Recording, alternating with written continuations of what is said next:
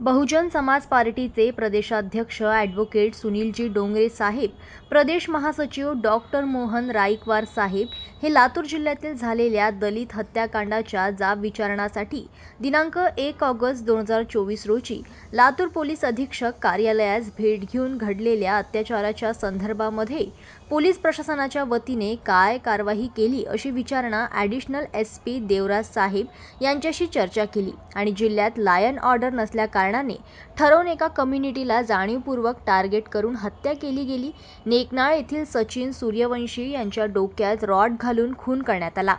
तर सायली गायकवाड यांचा बलात्कार करून फोन करण्यात आला, तसेच अरविंद खोपे यांचा खून करण्यात आला, असे एका पाठोपाठ अनेक दलित अत्याचार घडत आहे। म्हणून बहुजन समाज पार्टी लातूर जिल्हा युनिटच्या वतीने निवेदन देण्यात आले। जर येणाऱ्या काळामध्ये यांच्यातील जे दोषी आहेत त्यांना तत्काळ अटक करून त्यांच्यावर कार्यवाही करावे, अन्यथा बहुजन समाज पार्टीच्या वतीने तीव्र आंदोलन करण्यात येईल,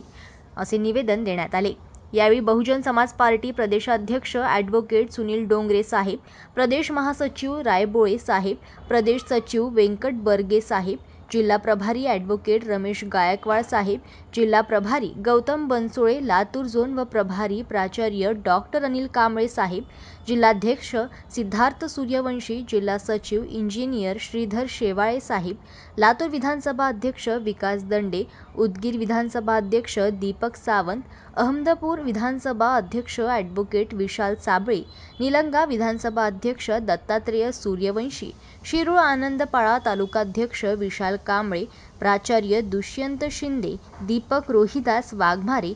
रुपेश गायकवाड असे अनेक कार्यकर्ते उपस्थित होते। जनमत लाईव्ह न्यूजसाठी छत्रपती संभाजीनगरमधून राघोजी पुणगे यांची रिपोर्ट।